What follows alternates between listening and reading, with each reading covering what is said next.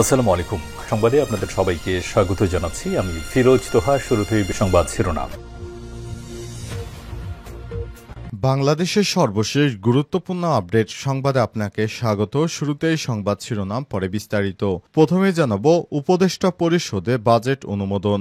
2025-26 অর্থবছরের জন্য 7,90,000 কোটি টাকার প্রস্তাবিত বাজেট জাতির উদ্দেশ্যে উপস্থাপনের আগে অনুমোদন দিয়েছে অন্তর্বর্তীকালীন সরকারের উপদেষ্টা পরিষদ। আজ সোমবার উপদেষ্টার সভাপতিত্বে উপদেষ্টা পরিষদের এক সভায় এই অনুমোদন দেওয়া হয়েছে। ঢাকার তেজগাঁয়ে প্রধান উপদেষ্টার কার্যালয়ে সভাটি অনুষ্ঠিত হয় বলে প্রেস উইং থেকে জানানো হয়েছে। এদিন সকাল 9:30টায় শুরু হওয়া এই বিশেষ সভা শেষ হয় দুপুর 12:30টায়। বিকাল 3টায় অর্থ উপদেষ্টা সালেউদ্দিন আহমেদের বাজেট বক্তৃতা রাষ্ট্রীয় সম্প্রচার মাধ্যম বিটিভি সহ অন্যান্য বেসরকারি গণমাধ্যমে একযোগে সম্প্রচার করা হয়। গাজায় ইসরায়েলি হামলায় আরও 37 জন নিরীহ ফিলিস্তিনি নিহত। ফিলিস্তিনের অবরুদ্ধ গাজায় ইসরায়েলি হামলায় একদিনে আরও 37 জন নিরীহ ফিলিস্তিনি নিহত হয়েছে। আহত হয়েছে কমপক্ষে আরও 136 জন নিরীহ ফিলিস্তিনের মধ্য দিয়ে অবরুদ্ধ উপত্যকাটিতে নিহতের সংখ্যা 54,000 ছাড়িয়ে গেছে। আজ এক প্রতিবেদনে এই তথ্য জানিয়েছে বার্তা সংস্থা আনাদুলু। এরপর জানাবো ইরানের বিরুদ্ধে নতুন নিষেধাজ্ঞা আরোপ থেকে বিরতি ঘোষণা যুক্তরাষ্ট্রের। ইরানের বিরুদ্ধে নতুন করে আর কোনো নিষেধাজ্ঞা আরোপের কার্যক্রম আপাতত বন্ধ রাখা হবে বলে জানিয়েছে হোয়াইট হাউসে নিয়ে নতুন এক নির্দেশনায় হোয়াইট হাউসের প্রেস সচিব ক্যারোলাইন লেভিটের দপ্তর থেকে জারি করা হয়েছে এবং তা জাতীয় নিরাপত্তা পরিষদ এনএসসি, মার্কিন অর্থ দপ্তর ও পররাষ্ট্র দপ্তরের সংশ্লিষ্ট কর্মকর্তাদের কাছে পৌঁছে দেওয়া হয়েছে। এদিকে যেভাবে অপারেশন স্পাইডারওয়েব চালিয়ে 40টি রুশ বিমান ধ্বংস করল ইউক্রেন। রাশিয়ার সাইবেরিয়ার অঞ্চলে 4টি সামরিক ঘাঁটিতে বড় ধরনের ড্রোন হামলা চালিয়েছে ইউক্রেন। এতে রাশিয়ার 40টির বেশি যুদ্ধ বিমান ক্ষতিগ্রস্ত করা হয়েছে বলে দাবি করেছে ইউক্রেনের একজন নিরাপত্তা কর্মকর্তা। রুশ সামরিক ঘাঁটিতে হামলা চালিয়ে প্রায় $2 বিলিয়ন অর্থের ক্ষতি করেছে রাশিয়ার। এবারে জানাবো আজ ইস্তানবুলে বৈঠক। রাশিয়ার কাছে যুদ্ধবন্ধের রোডম্যাপ উপস্থাপন করবে ইউক্রেন। কি আছে এতে?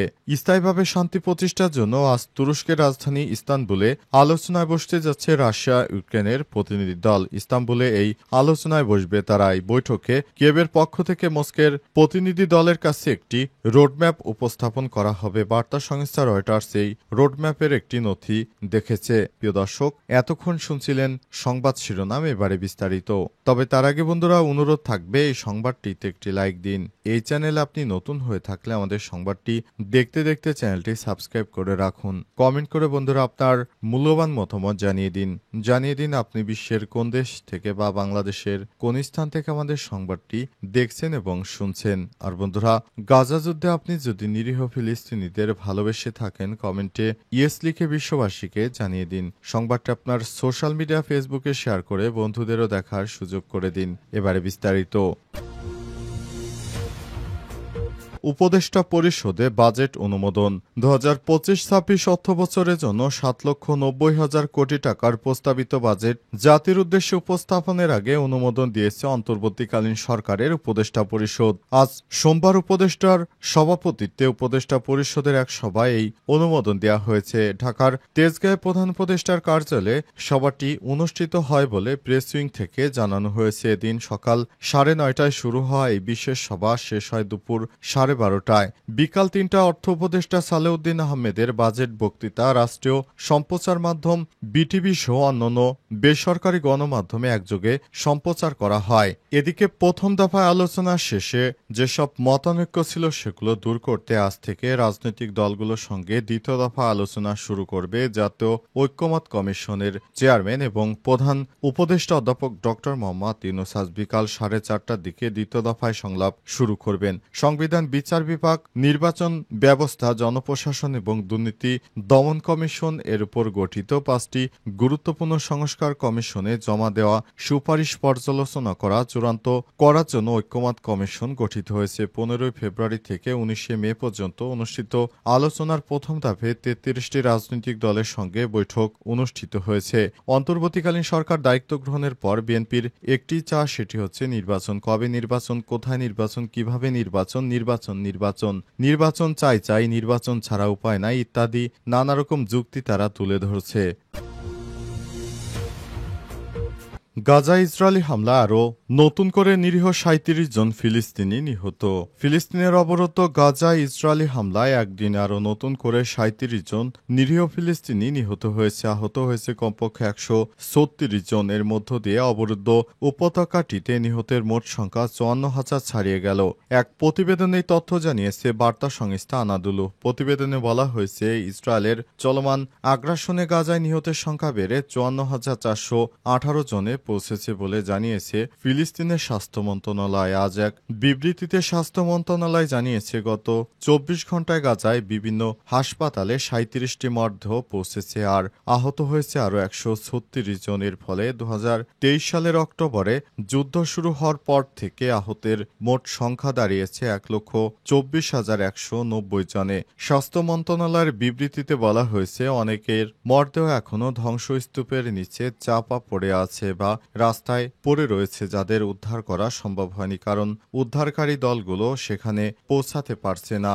2023 সালের 7 অক্টোবর ইসরায়েলি ভূখণ্ডে ঢুকতে অতর্কিত হামলা চালায় ফিলিস্তিনের স্বাধীনতাকামী নামধারী সংগঠন হামাস। এদিন 1200 জন নিরীহ ইসরায়েলি সাধারণ জনগণকে হত্যা করে এবং 251 জনকে ধরে নিয়ে আসে ফিলিস্তিনের স্বাধীনতাকামী সংগঠন হামাসের যোদ্ধারা। এরপরই পাল্টা আক্রমণ শুরু করে ইসরায়েলের সেনাবাহিনী আইডিএফ। এরপরই ফিলিস্তিনের উপত্যকা জুড়ে ধ্বংসস্তূপে পরিণত হয়েছে এবং এখন হামাস নিষ্ক্রিয়র পথে। ইরানের বিরুদ্ধে নিষেধাজ্ঞা আরোপের বিরতি ঘোষণা যুক্তরাষ্ট্রের। ইরানের বিরুদ্ধে নতুন করে কোনো নিষেধাজ্ঞা আরোপের কার্যক্রম আপাতত বন্ধ রাখা হবে বলে জানিয়েছে হোয়াইট হাউসে নিয়ে নতুন এক নির্দেশনায় হোয়াইট হাউসের প্রেস সচিব ক্যারোলাইন লেভিয়েটের দপ্তর থেকে জারি করা হয়েছে এবং তা জাতীয় নিরাপত্তা পরিষদ এনএসসি, মার্কিন অর্থ দপ্তর ও পররাষ্ট্র দপ্তরের সংশ্লিষ্ট কর্মকর্তাদের কাছে পৌঁছে দেওয়া হয়েছে। এক প্রতিবেদনে খবর জানিয়েছে মেহের নিউজ। হোয়াইট হাউসের ঘনিষ্ঠ একটি ওয়াল স্ট্রিট জার্নালকে এক পোস্টে প্রেসিডেন্ট ডোনাল্ড ট্রাম্পের দ্বিতীয় মেয়াদে শুরু হওয়া সর্বোচ্চ চাপ নীতি বর্তমানে কার্যত স্থবির অবস্থায় রয়েছে। মূলত প্রশাসনিক বিশৃঙ্খলার কারণে এই নীতির গতি থেমে গেছে। সূত্রটি আরও জানায়, এনএসসিতে প্রায় 100 জনের বেশি কর্মকর্তা ছুটিতে থাকার কারণে নীতি নির্ধারণী প্রক্রিয়ায় অসঙ্গতি দেখা দিচ্ছে।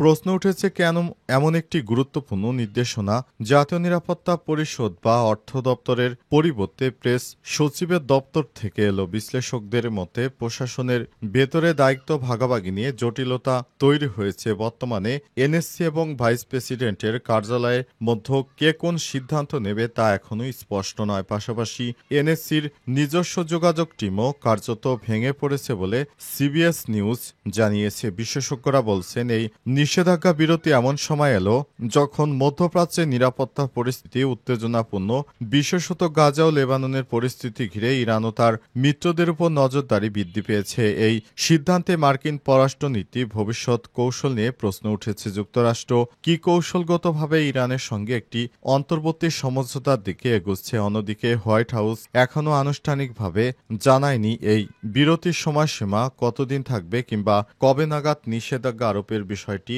পুনরায় বিবেচনায় নেওয়া হবে। যেভাবে অপারেশন স্পাইডার ওয়েব চালিয়ে 40টি রুশ বিমান ধ্বংস করল ইউক্রেন।